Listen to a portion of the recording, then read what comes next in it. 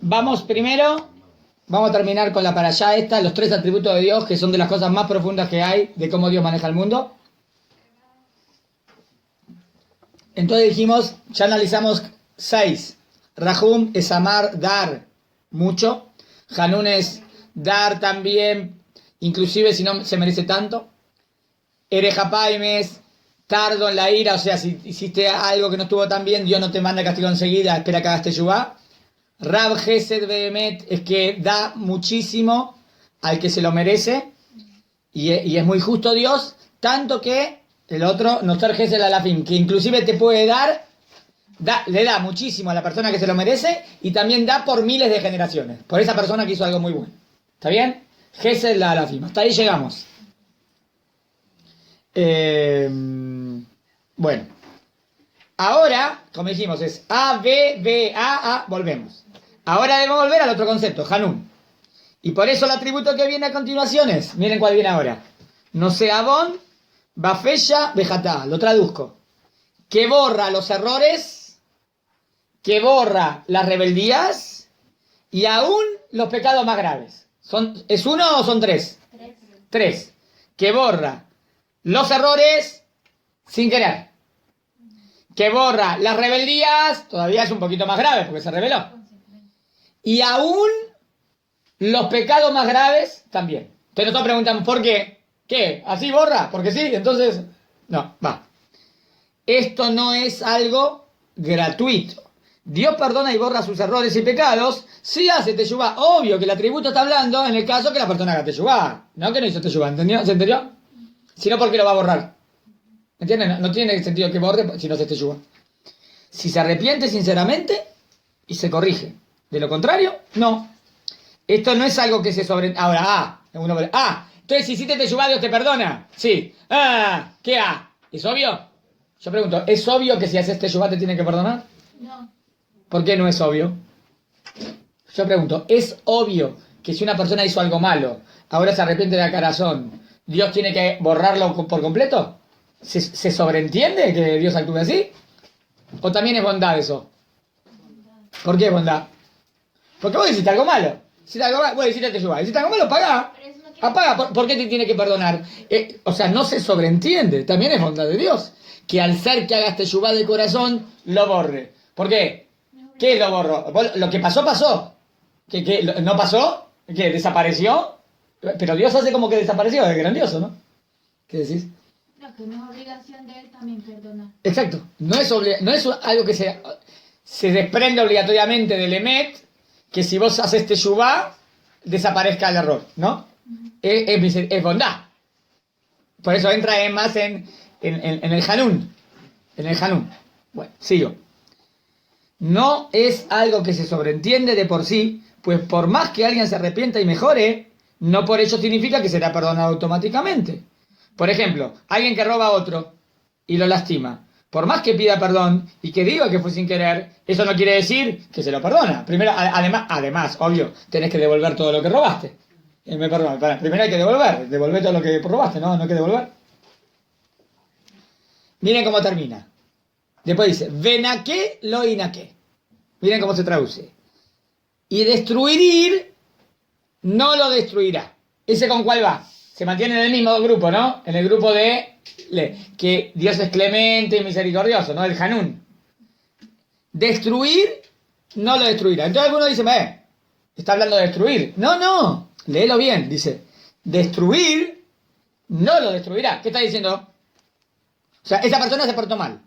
Si hace teshuvá, lo va a perdonar. Si hace teshuvá, lo va a perdonar. E inclusive, destruir no lo va a destruir. Lo explico. Esta es la cualidad que viene después y acorde a la estructura, este atributo tiene que ver con el concepto de Hanun. Quiere decir que por más que merezcamos castigo, de todas maneras, Dios no nos va a destruir totalmente. ¿Entienden? Acá está hablando inclusive que no hiciste teshuvá. ¿No hizo teshuvá?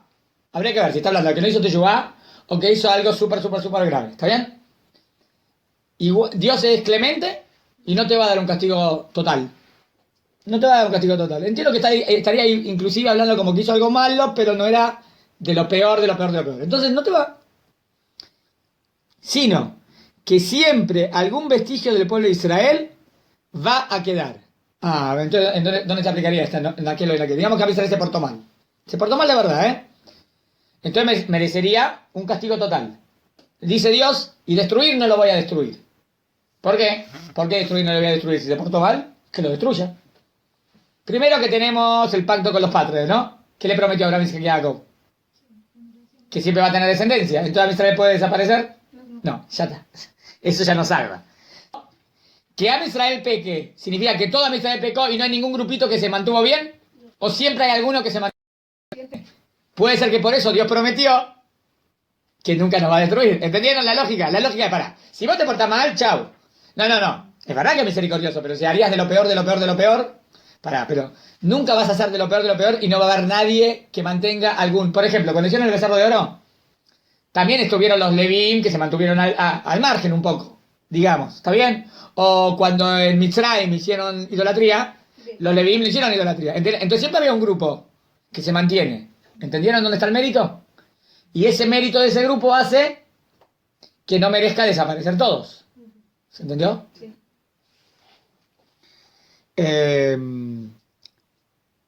Es que un pueblo que nunca va a desaparecer, tal como lo hemos visto en todas las persecuciones, jamás nadie ha logrado hacer desaparecer a todos los miembros del pueblo de Israel, inclusive con el holocausto, que fue lo peor de lo peor.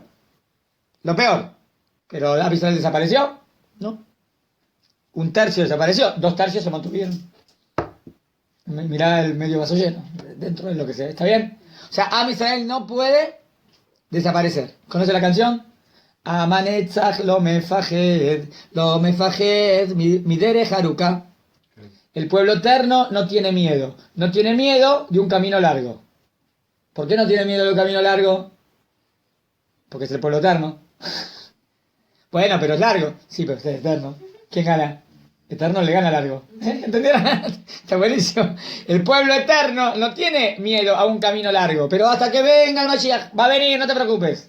Pero pues, no, ese pueblo eterno. Entonces no tengo miedo. En algún va a venir, punto, ese pueblo eterno. Israel no puede desaparecer.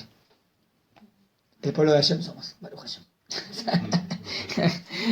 Por último, ¿cómo termina? Y acá ve la pregunta.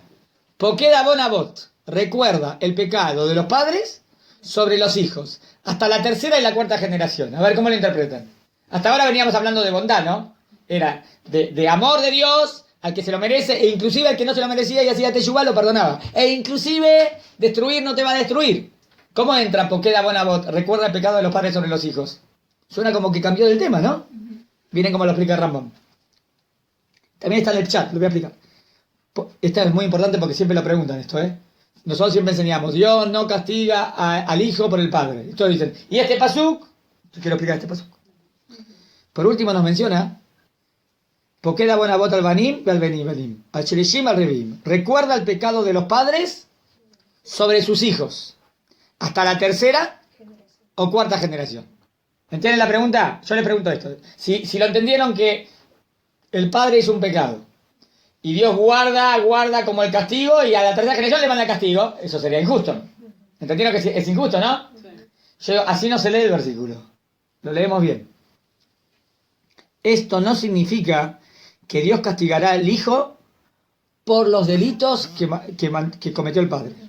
Pero les traigo un pasuk. Acuérdense del pasuk porque es pasuk de Yehezkel. No hay contradicción en el Tanaj, ¿eh? Si hay un pasuk acá, no puede contradecir el Tanaj. ¿Qué dice Yehezkel?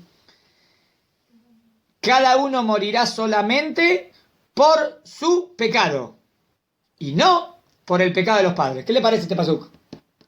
Es buenísimo, ¿no? ¿Qué aprenden de este pasuk? Cada uno morirá por su pecado.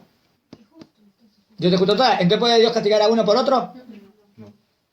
También ahí el cristianismo tontería cae, ¿no? Porque él vino a morir por el mundo, ¿no? Jesús. Y él muere y al morir él, no sé, perdonó el pecado de la humanidad, yo qué sé, cualquier cosa. No.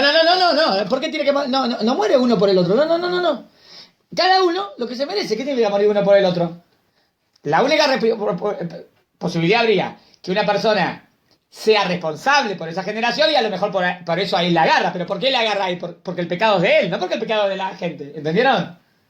No existe que sea castigado uno por el otro. Está bueno el pasuk, ¿eh? Acuérdense el pasuk de Yehezkel. Cada uno morirá solamente por su pecado y no por el pecado de los padres. Esa es la bondad de Dios. Si una persona hace algo mal, Dios no le manda el castigo inmediatamente. Entonces, ¿qué quiere decir? Que guarda el pecado del padre hasta la tercera generación. Ahí va. Digamos que el padre hizo algo grave. Uasajet Gadol. ¿Está bien? Achao. Hashem no le manda el castigo enseguida. ¿Qué hace Hashem? Espera. A ver si hace teshuvá. Bueno. Segunda generación. Espera. A ver si hace teshuvá. Tercera generación. Las tres van en el mismo camino malo. Chácate. ¿Entendieron? Entonces, pero ¿qué chácate? No chácate. Chácate fue el castigo. Chácate. Está bien. Entonces, cuando la tercera generación le mandó el castigo, no le mandó el castigo por el pecado de la primera. Le mandó el castigo por el pecado de la tercera. Nada más que la primera, la segunda y la tercera tenían el mismo pecado. Entonces Dios dijo, esta generación no tiene solución. 3 generaciones, abuelo, padre, hijo, y hasta la cuarta dice, bisnieto, todo mal. Entonces, manda el castigo. No le mandó el castigo de más. Le mandó el castigo por lo que se merecía. Entonces, pero ¿dónde veo entonces en este atributo, dónde veo la misericordia? Yo veo la misericordia en este atributo. Que a la primera no la castigó. ¿Y a la segunda? Entonces sí fue misericordioso. Que Dios esperó. ¿Entendieron? Entonces por eso entra con esto. Si no, no tenía... entran los 13 atributos de misericordia. ¿Se entendió? ¿Cuánto tiempo espera? Miren. Hasta la tercera o cuarta generación. Espera para ver si sus hijos y nietos siguen en ese mismo mal camino. En cuyo caso les envía el castigo a todos juntos. Pero en el caso que no van en ese camino, entonces Dios no castiga. Podemos ver que claramente se trata de una cualidad de bondad, pues merecía ser castigado en el preciso momento que hizo algo malo. Sin embargo, Dios lo hizo esperar, hizo que le nazcan hijos y nietos, para ver si volvían del mal camino. Y si volvían del mal camino, lo perdonaba. Agrego lo que dice Rambam también. Rambam dice que el contexto de recuerda el pecado de los hijos del padre sobre los hijos, solamente en la Torá está escrito en el tema de idolatría. No en otro pecado. ¿Qué quiere decir? Quiere decir más. Que si fuese en otro pecado, todavía es más. Dios perdona. En idolatría es el pecado más grande. Y inclusive en el pecado más grande, hasta la tercera y cuarta generación. Entonces, ¿estoy viendo misericordia o no? Mucha misericordia. Los Cananim se portaban re mal, hacían un montón de idolatría. Pero Dios esperó.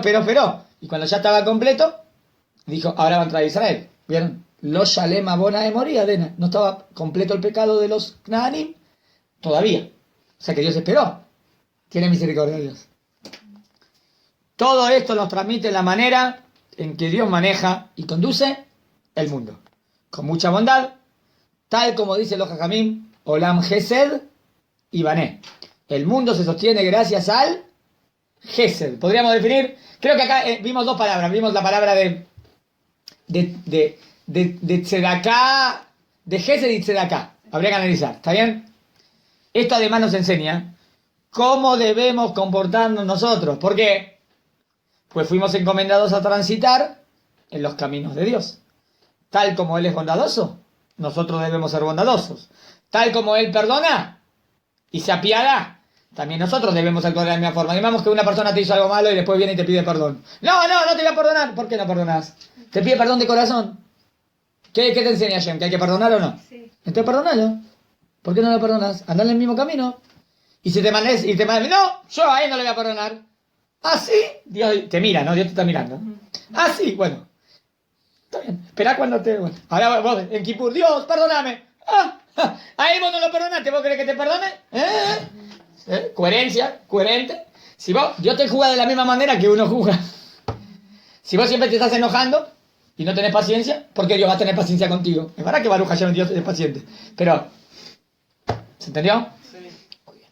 Para allá te Yabúa, completé y ahora voy a dar otro concepto más. Un tema muy profundo que me preguntaron las chicas. Nada más le pongo el título porque el título merece su atención.